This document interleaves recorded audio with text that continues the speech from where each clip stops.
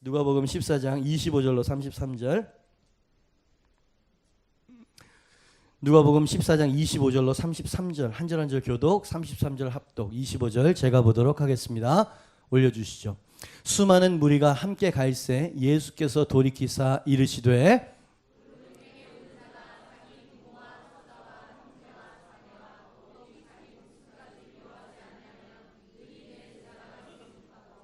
누구든지 자기 십자가를 지고 나를 따르지 않는 자도 능히 내 제자가 되지 못하리라.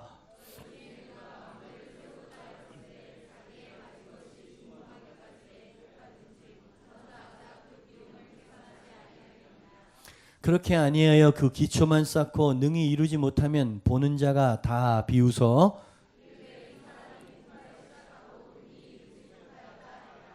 또 어떤 임금이 다른 임금과 싸우러 갈 때에 먼저 앉아 1만 명으로서 저 2만 명을 거느리고 오는 자를 대적할 수 있을까 헤아리지 아니하겠느냐.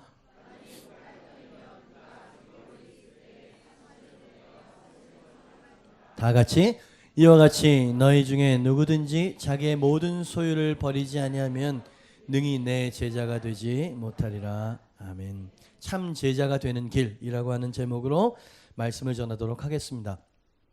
25절 말씀을 보니까 수많은 무리가 함께 갈새라는 표현이 나오죠. 수많은 무리였습니다. 1000명이었을까요? 2000명이었을까요? 그죠? 적지 않게 그 5000명을 오병이어로 먹이셨던 기사가 있잖아요. 그죠? 예수님 주변에는 수천 명이 인산인해를 이루면서 쫓아다녔던 것 같습니다. 왜 예수님 주변에 수많은 사람이 있었을까? 그의 가르침에는 권세가 있었기 때문이라고 마태가 이야기를 하고요. 그의 능력과 그의 손을 통해서 이루어지는 그 이적과 표적이 너무나 놀라웠어요. 이것이 사람들을 매료시켰고 사람들로 하여금 기대에 차도록 만들었다는 이야기죠. 더 예수님을 쫓고 예수님의 주변에 수많은 사람들이 있었던 이유는 뭐냐면 그 예수님, 그 능력을 가진 예수님이 하나님이 보내신 메시아가 아닐까라고 하는 은근한 믿음과 기대 때문이었습니다. 당시 로마의 속국이었죠. 로마의 폭정에 너무 오래 시달려온 터라 누군가가 이 로마의 소나기에서 우리를 해방시켜줄 그 메시아, 구세주를 기다리고 있었는데 능력을 보니까 메시아 같아. 말씀 가르침을 보니까 대단한 것 같아. 저분을 앞에 이제 우리의 왕으로 임금으로 모셔서 민족적 쿠데타를 일으키는 거야. 그러면 민족의 해방을 이룰 수 있을지도 몰라. 왜? 예수님은 죽은 자도 막 살리시고 무리도 걷고 막 이러시니까 그 소문이 막 무성하게 예수님을 쫓아다니는데 야, 저분이야말로 우리의 임금 삼아야 될 분이겠다. 많은 사람들의 기대에 딱 부합되는 분이 예수님이었던 거죠. 속된 표현으로 당시 예수님은 최고 인기 스타였습니다. 슈퍼스타죠. 그래서 뮤지컬 제목도 있잖아요. Jesus Christ 슈퍼스타라는 거 있잖아요. 슈퍼스타였어. 물론 하나님께서 원하시는 그런 기대와는 동떨어진 기대였지만 어찌됐든 예수님은 굉장히 인기가 있었고 지지율이 굉장히 높은 그런 분이셨다라는 거죠. 자, 이때 만약에 예수님께서 오셔서 하나님의 나라를 세우기 위해서 왔다고 말씀하셨거든요. 나라를 세우겠다 그러면은요, 이 백성들이 있어야 되고 국민들이 있어야 되는 거 아닙니까? 추종자들이 많아야 나라를 세울 수 있는 거 아니에요. 얼마나 적기냐 이 말이지. 수많은 사람들이 예수님을 쫓고 예수님께서 그저 그들이 원하는 말 한마디 탁 정치적인 발언 말이지. 내가 이 나라를 해방시킬 거다. 그게 거짓말이더라도 아니더라도 그 한마디면 지지율이 쭉쭉 올라갔을 거라 이 말이죠. 그런 상황이었다 이 말이에요. 더 놀라운 기적을 한번 딱 베풀어 보는 앞에서 난리가 나는 거지. 군중들의 비위를 살살살 맞춰주는 아주 듣기 좋은 말들 있잖아요. 그죠? 사람을 얻겠다고 한다면 그런 말들을 해야 되고 그런 액션을 없는데도 취하는 게 정치 아닙니까? 그죠? 예수님은 지금 한마디만 하시면 되는 상황이었던 거예요. 그죠? 오히려 뭐라 그럴까요? 이 사람들의 기분을 상하지 않는 말, 아무 말이나 해도 예수님의 지금 지지율과 인기는 솟구칠 수밖에 없는 그런 상황이 오늘 본문 말씀의 상황이었다 이 말이죠. 그리고 예수님께서 그 군중들을 향해서 여러분이 오늘 읽은 본문 말씀을 하셨다 이 말이에요. 여러분 아까 자세히 읽으셨습니까?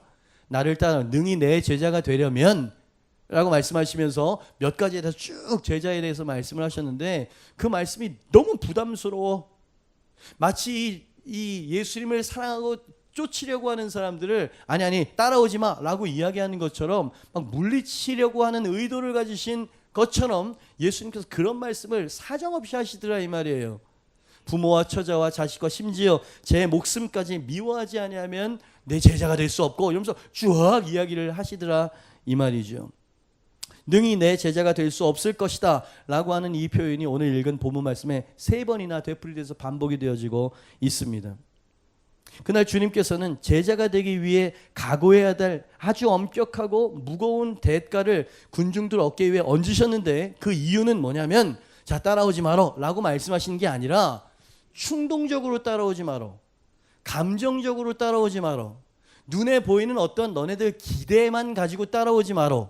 그러면 내 제자가 될 수 없고 나를 절대로 따라올 수 없을 테니까. 주님께서는요 그들이 뭐라 그럴까요? 감정적으로 막 이렇게 일어나는 어떤 소요에 대해서 주님께서 그 거품을 제하시려고 애를 쓰신 것처럼 보였습니다.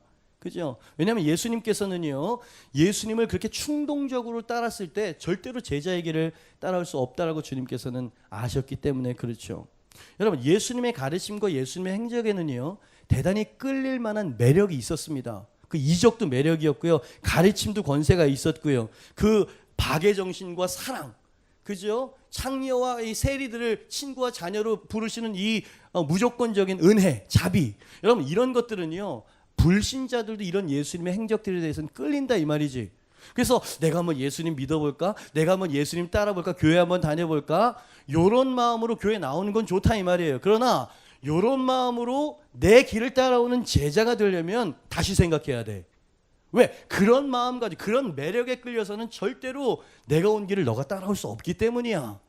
그죠? 뭔가를 주님께서는 아주 뭐랄까 이성적으로 만들려고 애를 쓰고 계시는 거예요. 뭔가 정확하게 알고 따라오게 만들기 위해서 주님께서는 애를 쓰고 계셨던 것이죠. 그러니 오늘 본문 말씀 2000년 전에 그날 주님께서 행하셨던 일은 어떤 일이냐?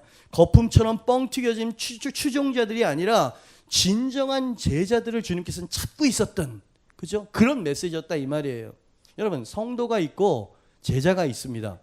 신자가 있고 제자가 있는 법이에요. 예수 그리스도를 믿으면 신자와 성도가 됩니다. 근데 여러분 주님께서 우리에게 원하신 건 성도가 되라고 우리를 부르신 게 아니고요, 제자가 되라고 부르셨거든요. 주님께서 마지막 명령도 모든 족속으로 제자를 삼아라 라고 말씀하셨거든요. 그죠? 세례를 주고 구원을 베풀어라. 그 다음에 내가 너에게 분부한 모든 것을 가르쳐 지키고 따르게 만들어라. 요거 제자거든요. 그죠? 이 시대에 성도는 많아. 그러나 이 시대에 진정한 제자 한 사람이 정말 찾아보기 힘든 때라고 생각하는 건 저의 어떤 부정적인 견해일까요? 예? 여러분 이 시대에 주님께서는 한 사람의 제자를 찾고 계세요. 군중, 무리 언젠가 그들 앞에 이 제자가 됨으로써 짊어져야 될 십자가와 짊어져야 될 대가를 딱 만나는 순간에 그 무리들은 싹 없어져 버린다는 걸 아셨던 거죠. 그래서 3년 반 동안 예수님께서는 무리 많은 사람들 앞에 이적도 가르침도 베푸셨지만 주님께서는 12명의 제자에게 집중하셨던 것이죠. 그리고 12명에게 세상 복음화를 위임하시고 맡겼다 이 말이죠. 그러니까 제자가 얼마나 중요하냐 이 말이야. 이 시대에 얼마나 우리가 성도 이전을 넘어서 제자가 되어야 되느냐라고 하는 도전을 받게 되어지는 거죠. 그러니까 지금 이런 말씀을 막 하신 거예요. 수천 명이 따라오는데 분위기가 얼마나 싸늘했을까요? 그 싸늘한 분위기를 사도 요한이 본 거예요. 그래서 요한복음에 그때의 분위기를 우리가 읽은 누가복음보다도 더 뭐랄까요 섬세하고 상세하게 이렇게 표현하고 있습니다. 요한복음 6장 66, 67절 같이 읽어볼까요? 시작. 그때부터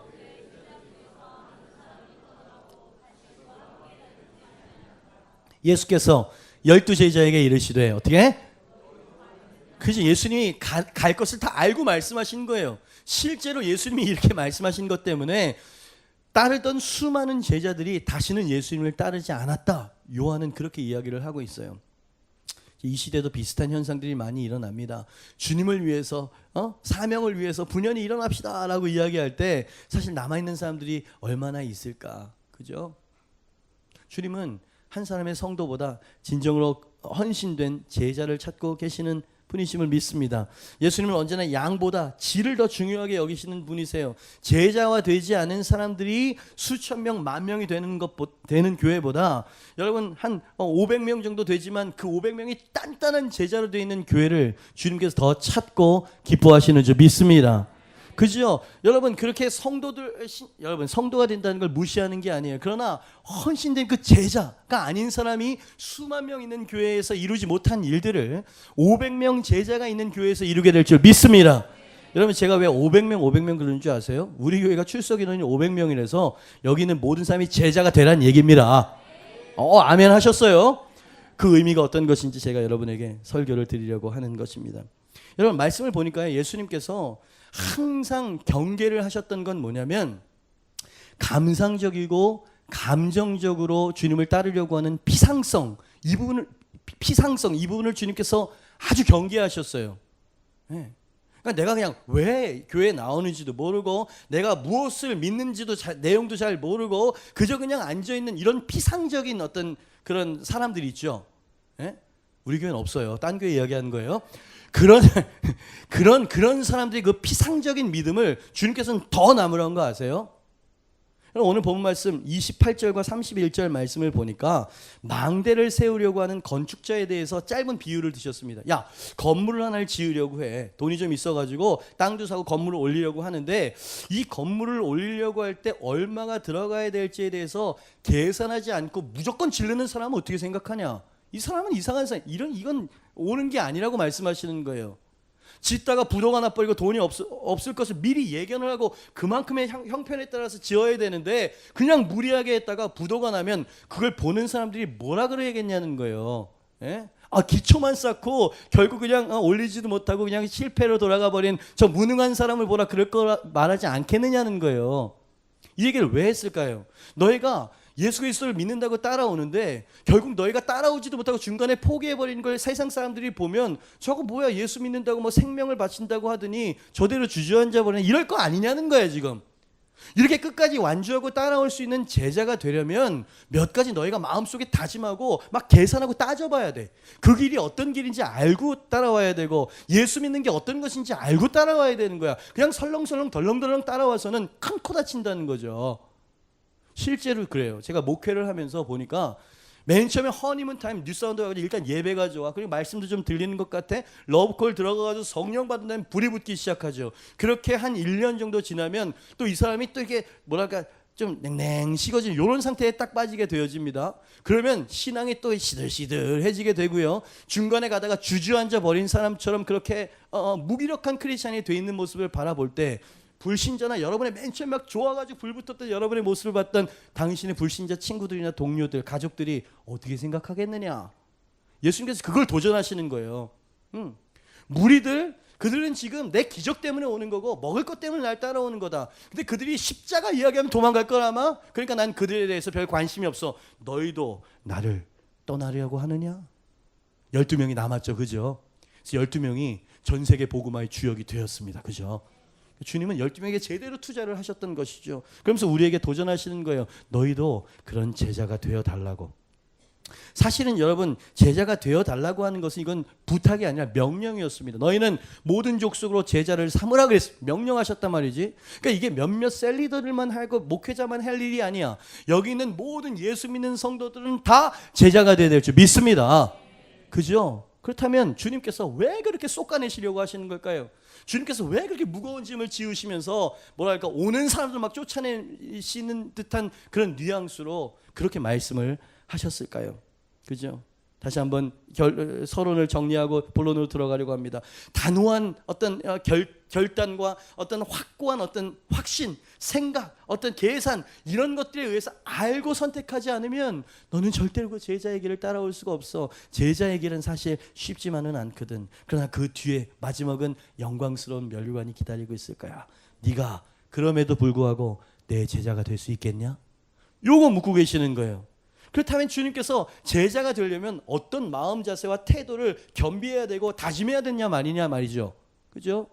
오늘 참 이 설교를 일부러 맞춘 것은 아닌데 셀리더가 세워지는 날이어서 오히려 이 네 분들에게 그리고 세워진 셀리더 여러분들에게 도전이 될 수 있는 그런 메시지가 될 수도 있겠군요.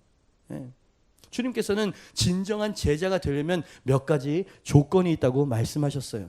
참 제자가 되려고 할 때 필수적인 첫 번째 조건은 어떤 것일까요? 1번입니다. 같이 한번 읽어볼까요? 시작. 자, 주님께서는 능력을 가지고 오라고 말씀하시지 않으셔서 성경 지식을 가지고 오라고 말씀하시지 않으셔서 그 어떤 것보다도 네가 나를 사랑해야만 내 길을 따라올 수 있을 거야. 이게 첫 번째 조건입니다. 여러분, 실패한 베드로에게 오셔서 예수님께서 이 배신자야 그러시지 않으셨어요. 갈릴리에 오셔서 예수님께서 처음으로 물으셨던 질문은 뭐였냐면 바요나 시몬아, 네가 나를 사랑하니? 쓸데없는 질문 같아 보이지 않아요?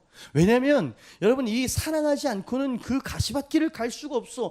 누군가를 사랑해야만 그것이 가난의 길이든 아니면 선교사의 길이든, 우리 와이프가 그런 거 아니에요. 절대로 신학생에게는 결혼하지 않겠다 그랬는데 그 사랑에 눈이 멀어가지고 저한테 시집 와가지고 결국 사모님 목회를 하고 계신다 이 말이지. 그러니까 사랑에 빠지면 온다 이 말이야. 그걸 주님이 아시는 거예요. 왜? 주님은 사랑의 왕이시니까. 그죠? 마음이 움직여야 손발이 움직인다는 걸 아시기 때문에, 자, 그 어떤 조건보다도 네가 나를 더 사랑해야 내 제자가 될 수 있어. 오늘 26절 말씀입니다. 같이 한번 읽어볼까요? 시작. 무릇 내게 오는 자가 자기 부모와 처자와 형제와 자매와 더욱이 자기 목숨까지 미워하지 아니하면 능히 내 제자가 되지 못할 거다. 주님께서 확고하게 말씀하셨어요. 내 제자가, 어떤 사람은 내 제자가 될 수 없어요? 부모와 처자와, 다시 자기 부모와 내 엄마 아빠, 내 와이프와 내 남편, 형제 자매와 더욱이 내 목숨까지 미워하지 않으면 제자가 될 수 없다. 여러분, 제가 어린 시절에 이 말씀 때문에 시험에 들었어요. 이런 호러 종교가 어디냐 말이지. 예? 여러분, 진짜로요, 제 이 교회 다닐 때 제 선배 형이 뭐라 그랬냐면, 야, 이건 완전 쌍놈 종교 아니냐, 기독교가. 부모를 공경하라고 가르쳐야지 부모를 미워해야 된다고 가르치는 이런 종교 나 믿지 않겠다고. 진짜로 말이 돼? 논리 설득력이 있단 말이지. 근데 그것은 오해예요. 여러분, 단편적으로 주님께서 요 표현으로 말씀하시고자 하는 것을 내용을 캐치 못하고 표현만 본 거야. 내용은 뭐냐면 주님께서요, 가정을 만드신 분이십니다. 그죠? 가정을 만드신 분이 하나님이란 말이에요. 예? 율법에 보니까 부모를 거역하고 부모를 때렸어 돌로 쳐 죽여라고 하는 율법을 만드신 분이 하나님이십니다. 그죠? 예수님도 육신의 부모님께 효도하셨어요. 효자셨습니다. 10계명 5계명에 보니까 내 부모를 공경하라, 요걸 친히 주님께서 새기신 분이 하나님이에요. 하나님은 가정을 소중히 여기시고요, 가정을 등한히 여기시는 분이 아니라 말이지. 근데 주님께서 부모와 처자와 형제 자매와 내 목숨까지 미워하지 아니하면, 그럼 이 본 뜻이 뭐냐 이 말이야. 이것을 문법적으로 과장된 대조법 이렇게 말합니다. 아주 좀 약간 과장을 시켜서 뭔가를 대조시키기 위해서 했었던 표현이라 이 말이에요. 그러니까 미워해라 라고 한다는 표현은 뭐냐면, 미워한다는 표현은 덜 사랑하는 것에 대해서 이야기하는 거예요. 이해가 되십니까? 네. 주님의 이 진심, 본심을 마태가 10장 36절 37절 말씀에 이렇게 구체적으로 풀어서 우리에게 이야기해주고 있어요. 같이 한번 읽어볼까요? 시작. 사람의 원수가 자기 집안 식구리라. 아버지나 어머니를 나보다 더, 그렇지, 됐습니다. 아버지나 어머니를 나보다 더 사랑하는 자는 내게 합당하지 않다. 이 표현을 누가복음에서는 부모와 처자를 미워하지 않는 자는 내 제자가 될 수 없다, 이렇게 표현하셨던 거예요. 이게 본 뜻이라는 거죠. 가정을 사랑해야지, 돌봐야지. 근데 그 가정, 주님보다 가정을 더 돌보고 사랑하는 이것은 내 제자에게는 맞지 않아. 왜냐하면 그 가족을 사랑하는, 주님보다 더 사랑하는 사랑 때문에 신앙을 저버리게 될 수도 있을 테니까 이 얘기를 하시는 거예요. 아들이나 딸을 나보다 더 사랑하는 자도 내게 합당하지 않을 것이다. 주님은 잘 알고 계셨습니다. 뭘 잘 아십니까? 신앙을 지키려는 데 있어서 가장 강렬한 반대를 만나는 경우가 나의 식구들과의 관계라는 것을 주님은 너무나도 잘 알고 계셨어요. 그리고 주님도 경험하셨죠. 여기저기에서 막 하늘의 기적을 내리신 그분이 나사렛에 딱 갔더니 형제들의 비난과 반발을 다 경험하게 되네. 예? 주변에 있는 예수님을 안다고 하는 가까운 사람들이 우리 같은 어머니야 태어난 사람 아니야? 목수가 무슨 이러면서 막 믿질 않는 거야. 말씀을 보니까 나사렛에서 어떠한 이적도 행할 수 없었다 이렇게 표현하고 있어요. 그분을 환영하거나 믿지 않는 곳에서는 그분의 능력이 나올 수 없다고 이야기를 하는 것이죠. 주님의 제자가 되려는 자들에게 경계하셨던 것은 가족을 사랑하지 말라는 게 아니라 예수님보다 가족을 더 사랑하는 것에 대해서 경계하셨다는 이야기. 여기서 좀 강조하고 싶은 게 뭐냐면 예수님을 그럼 사랑한다는 건 뭘까요? 이 시대에 사랑한다 그러면 로맨틱한 감정을 먼저 생각하게 됩니다. 그러나 요한 1서에 보니까 우리가 서로 사랑할 수 있는 것은 우리가 하나님을 사랑하는 것은 하나님이 우리를 먼저 사랑하시고 사랑을 가르치셨기 때문이다, 이런 표현을 써요. 그래서 예수 그리스도의 희생과 죽음에 대해서 이야기를 하죠. 그렇죠? 하나님이 보여주신 사랑은 뭐냐면 우리를 사랑하시기 위해서 생명을 버리시는 거예요. 우리를 사랑하시기 위해서 하늘 영광을 버리는 거예요. 누군가를 가장 사랑하려고 하면 그만큼 사랑했었던 것을 사랑하지 않아야 가장 사랑하게 된다는 거예요. 사랑의 배타성, 사랑의 취사 선택. 누군가 한 여인, 한 남자를 사랑한다고 고백할 때는 다른 사랑하는 존재를 더 이상 사랑하지 않겠다라고 하는 이런 결단이 있어야 그게 사랑하는 거거든. 하나님이 바로 우리를 그렇게 사랑하셨다는 겁니다. 예수님이 바로 그런 사랑으로 우리를 사랑하셨다는 이야기예요. 우리가 사는 세상에서 가장 사랑하는 대상은 아마도 가족일 것이라 생각해 봅니다. 고로 주님의 뜻과 가족의 뜻이 부딪히게 되면 주님의 뜻과 가족의 뜻 중 어느 하나를 부득불 선택해야 되는 상황이 반드시 와. 내 제자가 되고 나를 끝까지 생명 다해서 쫓아오겠다고 네가 선택한 네가 그 가족보다 내 사명과 내 길을 더 사랑하지 않으면 어떻게 따라올 수 있겠니? 여러분, 다시 한번 강조합니다. 가정을 무시하고 도외시하라는 게 아니에요.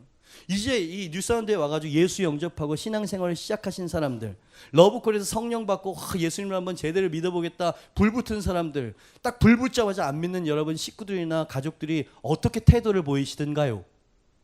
그죠? 주변에 있는 동료들은 그냥 그런가 보다 생각하는데, 야, 그렇게 믿어야 되냐? 너무 광적으로 믿는 거 아니냐? 막 이러면서 막 비난과 막 이런 게 막 오죠. 여러분, 그럴 때 가장 흔들리는 거예요. 왜? 내가 사랑하지 않는 사람들이 비난을 하고 뭐라 그러는 건 나랑 상관이 없어. I don't care. 근데 내 가장 사랑하고 내게 영향력이 있는 사람들이 자꾸 그 부분에 대해서 이야기를 하면 흔들리지. 저희 아버님은 제가 육사생이 되길 원하셨어요. 저도 그게 되려고 열심히 노력을 하고 준비를 하고 있었고, 제가 하자가 있습니까? 반드시 되지. 전 준비를 하고 있었다 이 말이에요. 근데 고2 때 신앙적인 고민이 온 거예요. 막 어줍지 않죠. 하나님이 사랑이라면서 왜 선악과를 만들어가지고 시험에 들게 만들어, 막 이런 거. 이런 것 때문에 내가 탁 걸려가지고, 하나님은 신일진 몰라도 사랑의 신은 아니야. 우리를 갖고 노는 분이, 막 이런 식의 어떤 불가지론자가 돼 있었단 말이지. 고2 겨울방학 때 저희 누나가 이제 다니는 조그마한 교회 기타 반주를 좀, 그때부터 제가 월십 리딩을 했다는 거죠.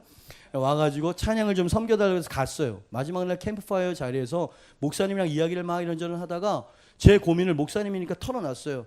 이분도 대답 못할 거다라고 생각하고 한 거예요. 먼저 교회에서는 왜 하나님이 그러셨죠? 그럼 뭐라 그러냐면, 이 전도사님 목사님들이 뭐라 그러냐면, 너 믿음이 없어서 그래, 뭐 이러면서 너 기도 안 하지? 막 정죄를 하네. 정죄하지 말고 대답을 적으란 말이에요. 그랬더니 대답도 못하면서 기도하면 돼, 막 이러면서. 그게 너무 짜증이 나가지고 그 목사님한테 이야기를 기대 안 하고 이야기했더니 의외의 대답. 너 같은 고민을 평생 연구하신 분들이 신학자들이고 그런 질문에 대해서 답을 주는 곳이 신학교야, 이렇게 이야기하시. 시원한 대답은 아닌데 대답이 있다는 얘기거든요. 그래서 제가 육사생이 되려고 하는 이 비전을, 이 꿈을 확 180도 선회가 돼가지고 신학교에 가겠다고 막 공표를 하고 다니고 부모님께 제가 딱 이야기를 했어요. 저희 큰형이 먼저 신학교 목사님이 되셨거든요. 지금 볼리비아 선교사로 계신데, 아버지가 그때부터 이제 막 이제 알아 누우시고 저를 막 회유하시는데, 우리 집에는 목사 하나로 족하다. 뭘 그렇게 하냐 이 말이야, 막 이러면서 끝까지 반대를 하신, 끝까지 흔들리대. 부모님 말씀이니까 흔들리더란 말이지. 근데 이 열망을, 이 불을 꺼뜨릴 수가 없는 거예요. 그래서 결국 불효자식 비슷하게 하면서 제가 갔죠. 기숙사 들어가는데 기숙사로 편지가 날라왔어. 아들아, 아직까지도 유효하다, 막 이러시면서 끝까지 주의 종이 되지 말라고. 진짜 내려놓을 뻔했다니까요. 그래서 저는 끝까지 이 길을 갔고요. 그 하나님께서 저를 이렇게 사용하시고 계시고요. 아버님 장로님이 되셔가지고 지금 천국에 올라가셨는데 가시기 전에 얼마나 저를 자랑스러워하셨던지. 매일매일 집 옥상에 가면 이렇게 왜 이렇게 뭐 보일러인가 물통 같은 거 있잖아요. 조그마한 어떤 그런 거기에 들어가셔가지고 방석 깔고 평생 저를 위해서 기도하셨던 분, 그죠? 제가 지금 무슨 얘기를 하는 겁니까? 가족보다 예수 그리스도를 사랑해야 네가 내 제자가 될 수 있을 거야. 그 어떤 것보다 네가 나를 사랑해야. 여러분 사도 바울이 예수님을 끝까지 죽을 때까지 쫓았던 것은 여러분 그 사명감 때문에 의무감 때문에 그런 게 아니었어요. 예수 그리스도를 사랑했기 때문이었습니다. 예? 베드로가 십자가에 거꾸로 매달려 죽은 것은 무슨 내가 수제자니까 한번 폼나게 죽어봐야지 이런 게 아니었어. 뭔가 기념비 전설에 남기자 이게 아니라 우리 주님이 제대로 달려서 돌아가신 십자가에 내가 어떻게 똑같이 그렇게 됩니까? 거꾸로 매달아 주십시오. 난 자격이 없어요. 난 그분을 배반한 놈이거든요. 난 그분을 사랑합니다. 그 사랑의 고백을 먼저 받아내시잖아요. 네가 날 사랑하냐 말이지. 그러니 우리의 신앙생활에 불이 붙지 않는 건 뭐냐면 무슨 열심히 없고 뭐가 식었고 그게 아니라 예수님에 대한 사랑이 식은 거야. 에베소 교회가 그 잘못에 떨어졌던 것처럼 첫사랑을 잃어버리게 된 거지. 그죠? 여러분 처음 연애했을 때는 한번 생각해 보세요. 24시간 그 사람 생각이었죠. 24시간 같이 있기만 할 수 있다 그러면 그리고 그냥 둘만 있는 공간을 자꾸 찾고요. 왜 이렇게 사람들이 자꾸 쳐다봐? 아주 은밀하고 같이 있고 싶고요. 참 이 신령한 영교, 그죠? 영교 말이에요. 주님과 나 사이의 이 은밀하고 신비한 이 사랑 관계 말이지. 제자가 되고 싶어? 그러면 잘 생각해라. 네가 그 어떤 것보다 나를 사랑해야 돼. 나를 사랑한다는 건 말이다. 나와 네가 사랑했었던 것이 부딪히게 될 때 나를 따라서 순종하는 거야. 여러분 예수님 사랑하십니까? 예수님 뭐라 그러셨는지 아세요? 네가 나를 사랑한다면 내 계명을 지킬 거다. 오, 이 말씀은 부담스러워. 예수님의 계명을 지키지 못하고 연약해도 그냥 있는 모습 그대로 사랑해 주신 그 사랑만 좋아했지. 아니 네가 진짜 나를 사랑한다면 내 말을 듣고 순종할 거다. 그죠? 왜 이런 메시지는 안 전하죠? 왜 이런 말씀은 교회 강단에서 선포가 되지 않는 것이죠? 그죠? 내가 아내를 사랑한다고 이야기하는데 아내가 막 요청하는 것에 대해서 다 무시하고 나중에 그러면 이거 사랑한다고 느끼겠어요 이게? 말뿐이라 그러면서 거짓말쟁이 이런 느낌 들겠죠. 그죠? 사랑하면 그 말을 듣게 돼 있어요. 옆에 계신 우리 남편이나 아내나 조금 뜨끔뜨끔하신가? 네. 사랑합시다. 예수님을 사랑하는 거예요. 그래야 내 제자가 될 수 있다. 두 번째, 예수님의 제자가 참 제자가 되려면 두 번째 필수 조건 이겁니다. 같이 한번 읽어보겠습니다. 시작. 27절입니다. 누구든지 자기 십자가를 지고 나를 따르지 않는 자도 또 그 표현이 나오네. 능히 내 제자가 되지 못하리라. 부정적인 케이스예요. 그만큼 쉽지 않은 길이라는 것도 예수님이 알고 말씀하셨던 것이거든요.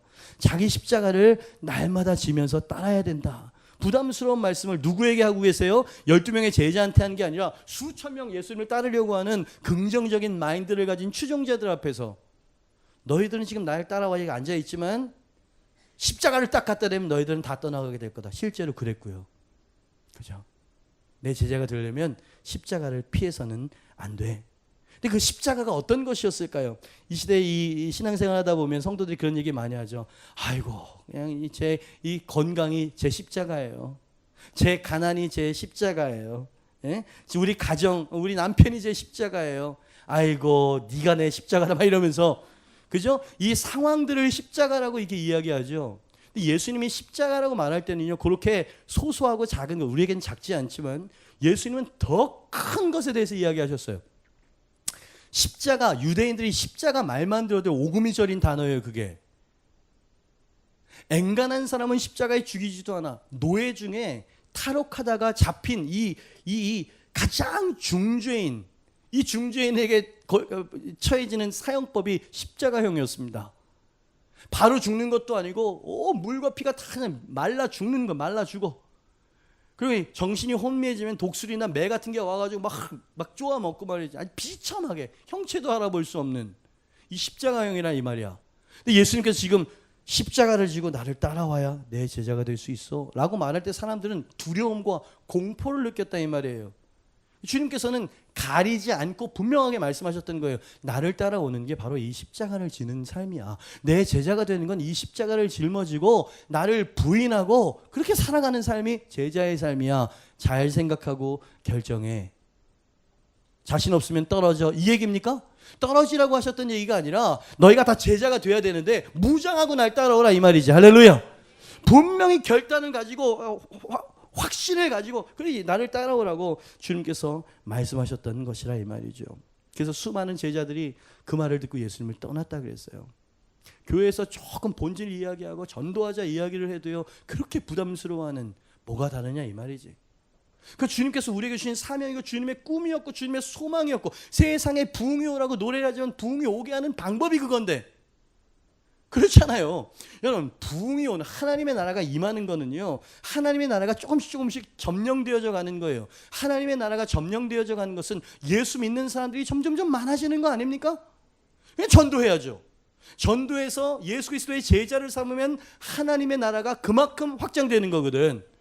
그러니까 부흥이여 오시옵소서 이 말은 뭐냐면 전도의 열매가 맺혀지게 해달라는 얘기거든요. 그게 이 전도를 안 해. 부담스러우니까. 불신자를 만나는 자체가 힘드니까. 그죠? 이거 하자고 지금 제가 이스라엘 리더를 세우고 여기에 순종하는 사람들에게 어렵사리 얼마나 왜 소리를 지르고 이렇게 이런 줄 아세요? 이 두 명을 전도하기 위해서 이 친구는 거의 1년 동안을 수모를 당하고 고통을 당하고 낙심하고 이 큐티에 올라온 거 보면 오늘도 트라이 할 거라고 내일도 트라이 할 거라고 죽은의 산에 지금 1년 동안 이렇게 붙들어 가지고 두 명을 혹시 여기 계시나? 그래서 오신 겁니다. 당신이 이 자리에 앉아있기 위해서 정말 많은 땀과 눈물을 흘린 거거든요. 그러니까 막 소리를 지르는 거지 막 그냥. 제 십자가를 지고 자기를 부인하면서 날 따라와야 내 제자가 될 수 있어. 제 십자가를 자기를 부인하고 제 십자가를 진다는 건 구체적으로 어떤 것일까요? 말레이시아에 제 컨티넨탈 지휘자 후배가 하나가 이제 선교사로 가 있다가 제가 개척하는 걸 보고 개척을 했어요. 형님 저 개척하려고 그러는데 제가 처음에 개척하려고 그러는데 어떻게 생각하세요? 그러더니 자문을 구하더라고요. 제 대답은 하지마. 일단 하지마부터 시작했어요. 야, 네가 생각하는 것보다 훨씬 더 쉽지 않은 그런 길이더라. 작으면 작은 대로 커지면 커지는 대로 이게 정말 쉽지가 않아. 그랬더니 얘가 형님도 했는데 나도 할랍니다 그러면서 개척을 득 해버렸네. 말레이시아에서 그 무슬림 국가에서 말이에요. 한 거예요. 근데 이 친구가 이 한국에 나와가지고 저랑 식사를 하면서 이야기를 하는데 형님 내가 이 개척을 하고 내가 이런 일도 겪어봤어요 그러면서 이란 사람들 있죠. 이란 무슬림 국가 아주 과격한 국가거든요. 그 이란 가족 4명이 아빠 엄마 애들 2명 이래가지고 자기한테 세례를 받았다는 거 얼마 전에 제가 이 자리에서 한두 번 이야기한 적이 있는 것 같은데 생각이 나요. 네. 아니 이란 사람들이 뭐 미국인이나 아니면 여기 말레이시안 무슨 교회 가가지고 이게 이해가 돼. 근데 이 한국 나도 지금 뭐랄까 이방인인데 나한테 와가지고 세례를 받게 된 게 이상해서 어떻게 복음을 받았고 어떻게 여기까지 오셨습니까? 그걸 물어봤더니 어떻게 복음을 들었고 관심이 있어서 미국인 선교사님이 목회하시는 교회에서 출석을 하고 있는데 추방령이 내려진 거예요. 그래서 추방령 이 교회가 뭐랄까 분해가 돼 버렸어. 그러면서 분해가 되면서 그 안에서 이 믿는 사람들 이런 사람들은 막 이게 막 뭐라 그럴까요? 다 카운트를 하고 막 수소문을 하고 왜? 여러분 이 무슬림은요 종교를 바꾸잖아. 그러면은요 가족이 죽여도 돼. 이 죽이는 것을 명예스러운 살인이라고 그렇게 이야기를 합니다. 그러니까 자기의 어떤 입장이 이 신분이 밝혀지게 되면 위험하니까 또 다른 말레이시아 교회나 아니면 미국인 교회가 아니라 이 사각지대처럼 보이는 한국인 목사님이 있는 교회 가면 덜 감시를 받을 것 같다는 생각에 여기 온 거야. 그래서 몇 달 예배를 이렇게 드리는데 이 안에 있는 복음이 막 자기를 막 감당 못하도록 막 감동을 시키시네. 그래가지고 이 가족이 결정을 딱 한 거죠. 내가 이제 크리스찬이 되겠습니다. 예수의 제자가 되겠습니다 하는 마음으로 세례 문답을 받고 세례식을 받기 위해서 왔다는 거예요. 이 목사가 젊은 목사가 얼마나 감격이 됩니까? 야, 이렇게까지 예수를 믿는구나 싶어가지고 예배 시간에 세례를 주고 눈물로 세례를 받았죠. 그리고 끝나고 이제 다과를 나누면서 축하합니다. 하나님 자녀가 되셨어요. 라고 이야기했더니 감사합니다. 근데 세례 증서를 좀 주세요. 그러더니 세례 증서를. 여러분 그게 왜 이 상황에 안 맞는 말이냐면 무슬림 지역에서 이 세례 증서 만약에 분실이 됐는데 거기에 그 사람 이름이 기록된 게 누구에게 발각됐다. 그럼 추적이 들어온다는 얘기입니다. 위험한 거예요. 이 자기의 신분이 노출되는 거는. 그죠? 근데 그걸 달라 그래요. 그래서 아니 이 위험한 걸 왜 달라 그러시냐고 라고 물어봤더니 이게 있어야 영국이나 프랑스 같은 나라에 난민 신청을 할 수 있다는 거예요. 망명이 아니고 난민 아세요? 난민? 전쟁통에 아니면 신앙적인 핍박을 피해서 다른 나라의 난민촌 같은 데서요 구호 물자 같은 거 먹고 거기서 그냥 지내는 사람들. 말레이시아나 이란에 있었으면은 자기 고국의 자기 동족들과 함께 편안하게 살 수 있었을 텐데, 그럼 자녀 교육은 어떻게 하죠? 난민이면서 말레이시아에 가가지고 힐라라고 하는 그 난민촌을 섬긴 적이 있었으면 저희 교회 교인들을 데리고 비참합니다. 애들 완전 방치고요. 예? 그 난민이 되겠다는 거야. 근데 왜 세례증서 왜 필요합니까? 나는 무슬림인데 기독교를 개종했다라고 하는 이 증명서를 보여줘야 야, 이 사람은 고국에 들어가면 죽겠구나 라는 게 인정이 된다는 거예요. 그 나라에. 그래서 난민으로 그래 받아준다는 거예요. 예수 믿는 게 고국과 자유와 어떤 이 모든 기득권들을 버리는 것보다 더 소중하다고 정말 여긴 걸까요? 예수를 믿는다는 게 그 모든 대가를 치르면서까지라도 전혀 손해보거나 아깝지 않다고 이 가정은 정말 생각한 걸까요? 대답은 yes. yes. 우리는 주일날 그냥 마음 안 내키면 주일날 예배도 안 드리게 되고 그냥 무슨 뭐 일이 있으면 언제나 우리가 포기되어지는 건 주일 성수죠.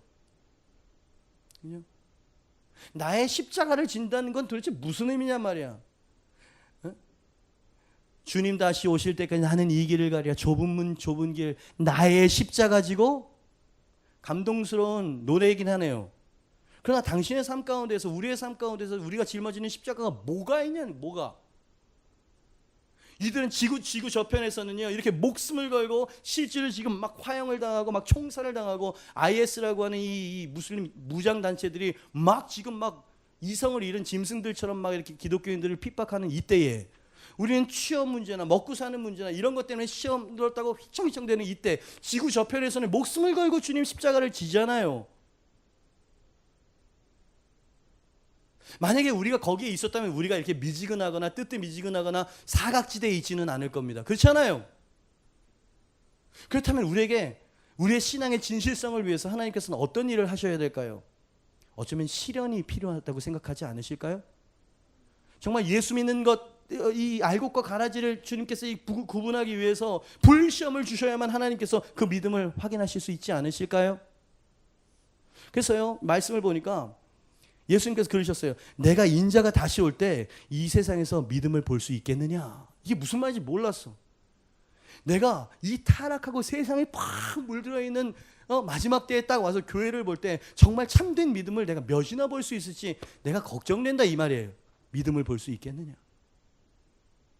그러니 주님께서요 지금 이 무리들을 바라보실 때 그 호산나 말해서 막 난리를 부리고 막 성전 건축 합시다 뭐 합시다 하는 이 수천 명 회중들을 바라볼 때 예수님의 마음은 씁쓸했었을 거예요. 씁쓸.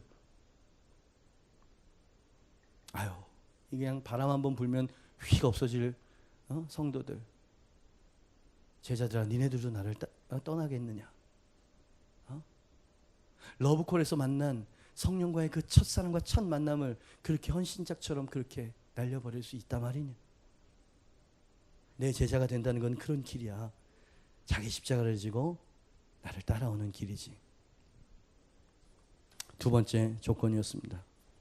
세 번째, 예수님의 제자가 되기 위해서 필수 조건이 있는데 세 번째 조건은 의외예요. 같이 한번 읽어볼까요? 시작.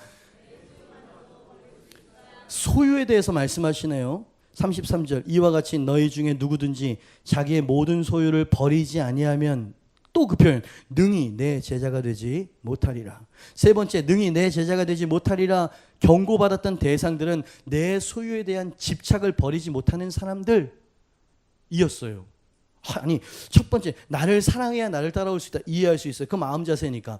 자기 십자가를 지고 그건 헌신에 대한 각오와 결단이니까 그것도 필요해. 근데 세 번째로 주님께서 우선순위로 말씀하셨던 게 뭐냐면 제자도의 물질과 소유에 대한 메시지였어요. 이런 메시지를 교회에서 제일 싫어하죠. 근데 예수님이 하신 말씀이거든요. 내 제자가 될 수 없다고. 여러분, 예수님은 양면적인 이야기를 자주 하셨습니다. 예수님이 오신 목적은 요한복음 10장 10절에 도둑이 오는 것은 도둑질하고 죽이고 멸망시키려는 것뿐이요 내가 온 것은 어떻게 1. 양으로 생명을 얻게 영생을 얻게 하고 2. 더 풍성히 얻게 하려는 것이니라. 아멘. 여러분, 주님은 우리에게 더 풍성히 주기를 원하시는 분이심을 믿습니다. 근데 그 메시지를 주셨던 같은 분이 뭐라고 말씀하셨냐면 마태복음 6장 24절처럼 말씀하셨어요. 시작. 한 사람이 두 주인을 섬기지 못할 것이니 혹 이를 미워하고 저를 사랑하거나 혹 이를 중히 여기고 저를 경히 여김이라. 너희가 하나님과 재물을 겸하여 섬기지. 왜 주님께서 물질에 대해서 말씀을 하신 걸까요? 물질에 대한 욕심과 탐욕에 빠지면 여러분 몸은 헌신할 수 있어요. 몸으로 당하는 고난을 이길 수 있고 사람들로 받는 오해도 견뎌낼 수 있어요. 근데 물질에 대한 탐욕에 빠져버리면 이 사람은 그냥 뭐랄까 급류에 떠내려가는 죽은 물고기처럼 떠내려가더라 이 말이야.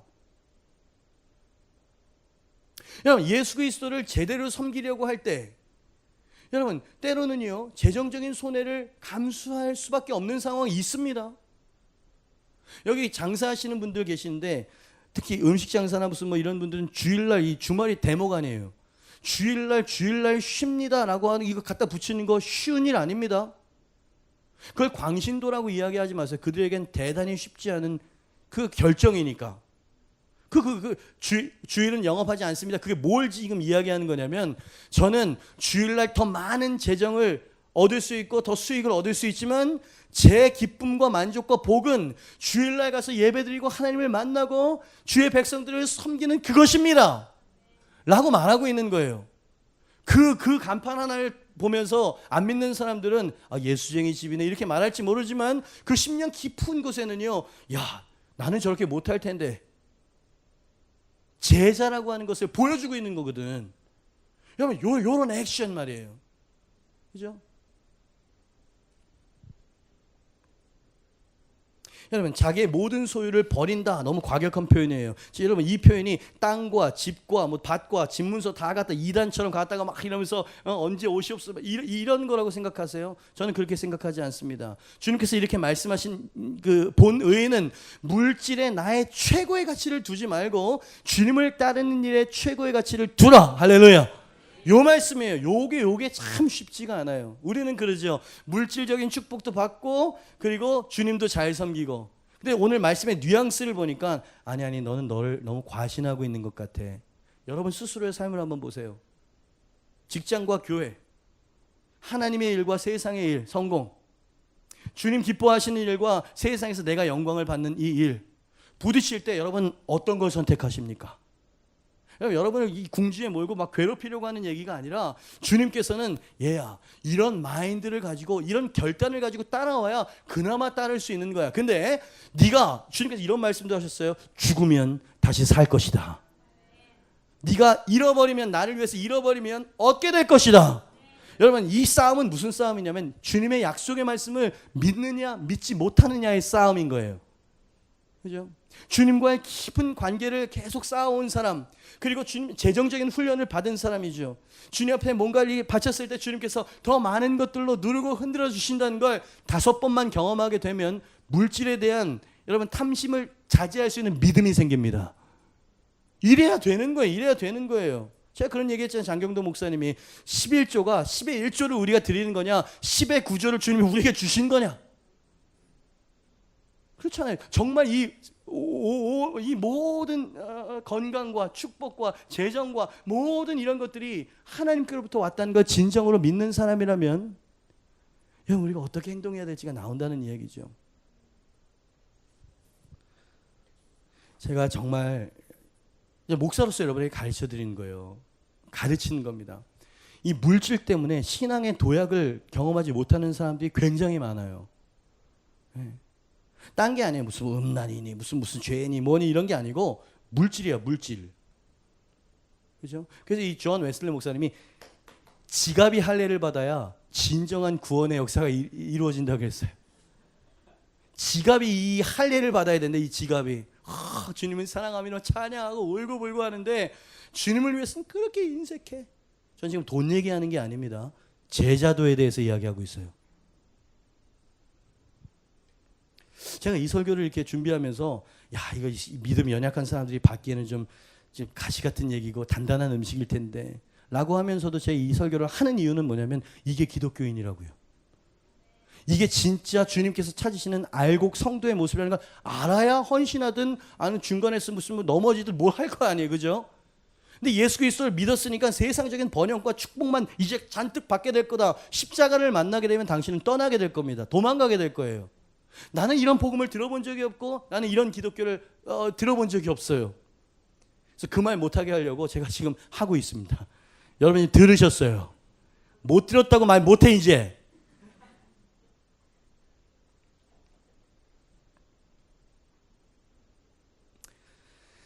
마태복음 19장에 보니까 부자 청년 얘기가 나오죠.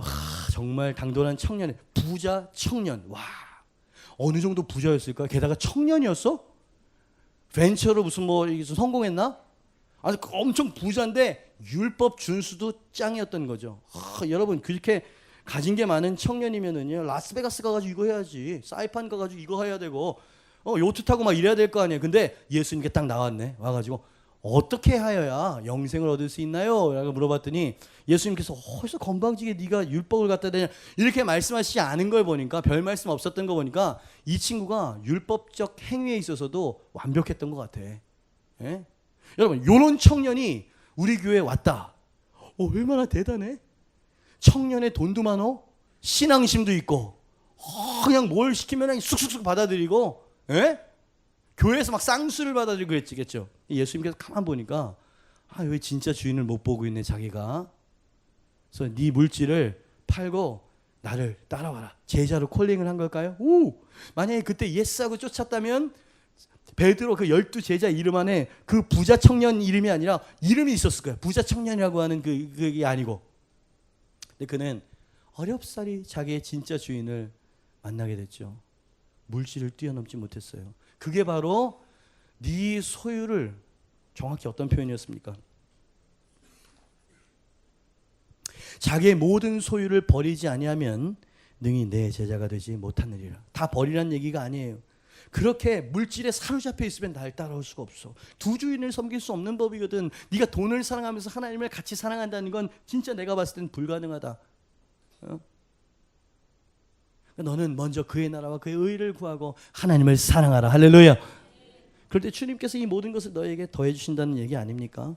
여러분 저는 인정합니다. 여러분 제자가 된다는 건 어렵습니다. 제자가 된다는 건 진짜 힘든 일이에요.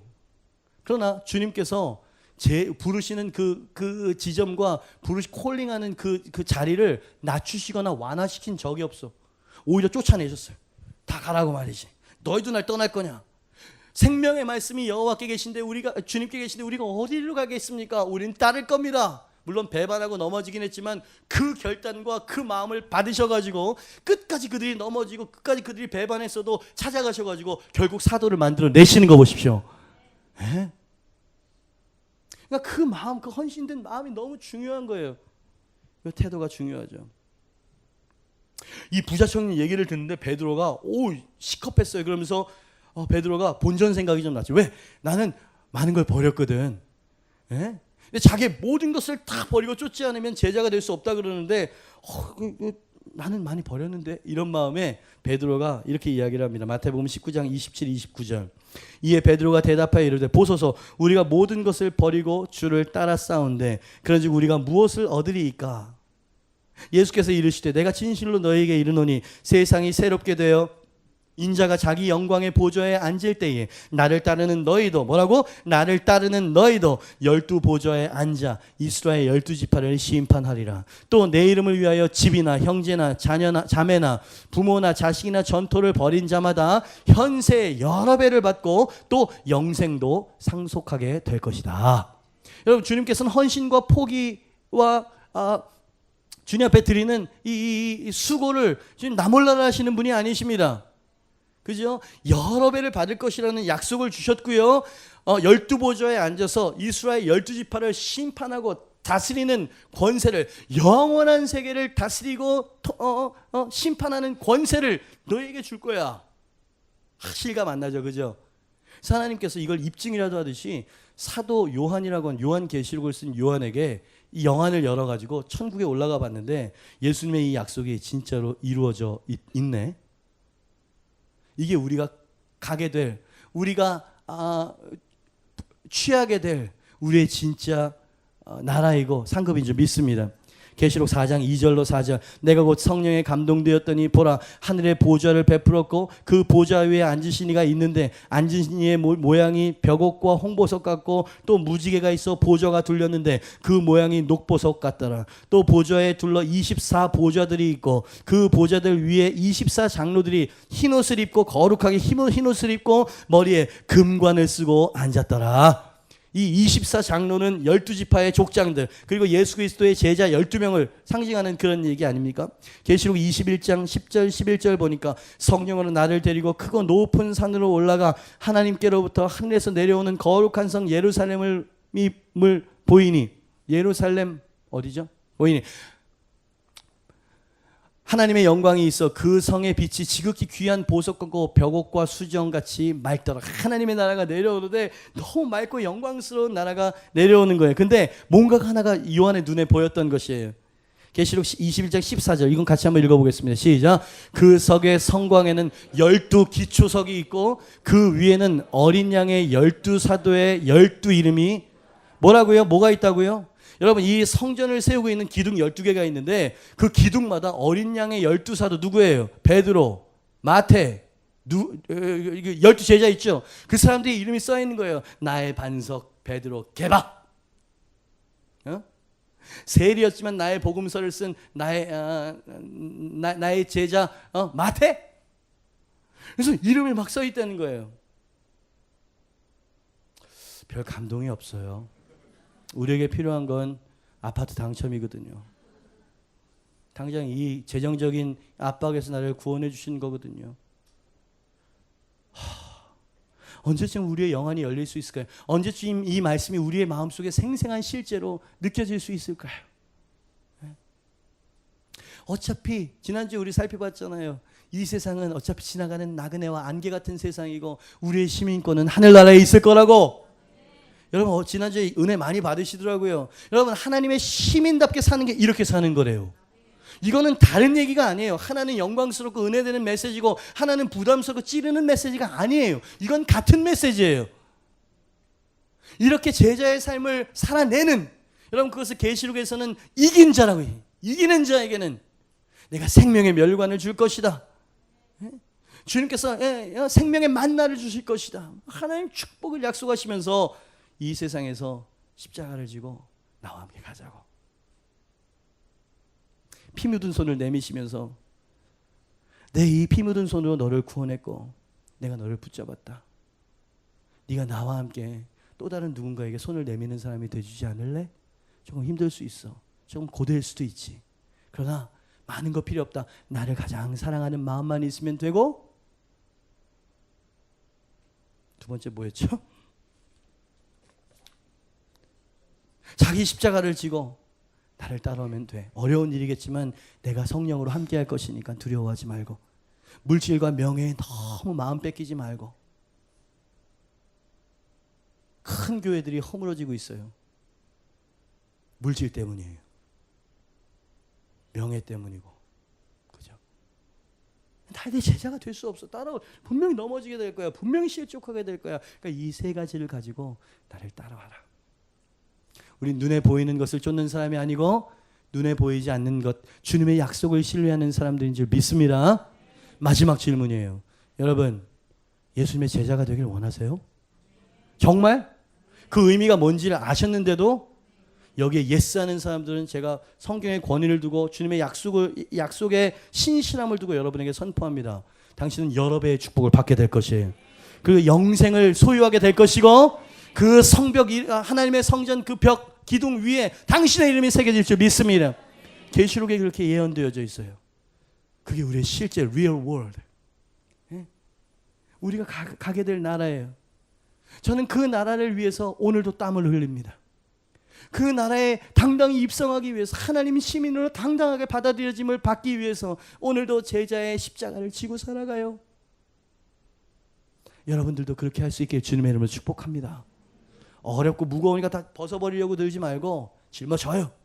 누군가가 십자가를 짊어져야 하나님이 영광을 받으실 수 있다면 하나님, 내가 그 십자가를 지겠습니다. 하나님의 드림팀 멤버가 될 수 있는 거예요.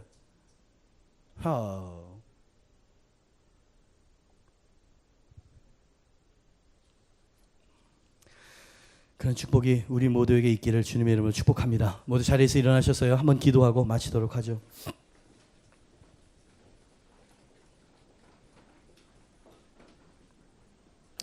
때로는 조용히 눈을 감고요.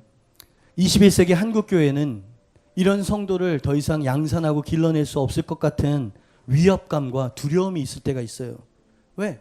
7년 동안 열심히 외친다고 외쳐봤는데 십자가는 여전히 피하고 싶은 것이고요. 두려운 것으로 여기는 이런 분위기. 여러분의 헌신을 너무 작고 하찮다고 말씀드리는 게 아니에요. 그런데 여러분, 이 어미하신 주님의 말씀 앞에서 참 우리가 참 부끄러워지고 초라해진다는 생각 들지 않나요? 주님의 영광을 위해서 주님을 사랑한다고 하면서 주님과 세상을 함께 사랑하고 주님과 물질을 함께 사랑하고, 아니 함께 그 동등한 정도면은 제가 말을 안 해. 우리 하나님 취급하기를 우리 집 애완용 강아지 고양이보다도 못하게 막 크게 취급하는 이런 세태 속에서 여러분, 이 상심한 젊은 목사가 외치는 거예요. 하나님 말씀을 가지고 여러분, 주님의 제자가 됩시다. 여러분, 2명 3명 전도해가지고 셀을 오픈한다고 온전한 제자라고 말할 수는 없죠. 이제 그 다음부터 이제 제자가 되기 위해서 숱한 고난을 받으실 거예요. 어린 아이를 키워가지고 장성한 아이로 만들어내기까지 얼마나 많은 노고와 고생이 따라야 됩니까? 마치 그것과 똑같은 일이 벌어질 거예요. 그래도 우리 주님께서 맡기신 일이니까, 우리 주님의 소원이라고 하니까 주님, 내가 주님의 뒤를 따라가겠습니다. 헌신하겠습니다. 이런 마음, 주님의 눈은 이런 마음과 태도에 집중하시고 응시하시죠. 이 시간에 주님 앞에 좀 기도하길 원하는 것은, 하나님, 내가 능히 나의 제자가 될 수 없을 거라 라고 말씀하신 그 사람인 것처럼 느껴져요. 그러나 주님, 주님의 제자가 되기를 원합니다. 하나님, 성도를 넘어서, 신자를 넘어서 진정한 당신의 제자가 되기를 원합니다. 주님, 이 제자가 되는 이 믿음과 열정을 제 마음속에 부어 주시옵소서. 주님의 뒤라면 어디라도 따라갈 수 있는 주님, 제가 될 수 있게 도와주시옵소서. 여러분, 그런 결단의 기도에 주님 앞에 한번 불같이 기도하고 주님께서 그 마음을 부어주실 줄 믿습니다. 주님의 제자로 우리를 부르실 줄 믿습니다. 주여 한번 외치고 통성으로 기도합니다. 주여! 살아계신 주님, 감사해요. 하나님, 신자는 많은 것 같은데, 하나님, 성도는 많은 것 같은데, 아버지 하나님, 진정한 제자가 몇 보이지 않습니다.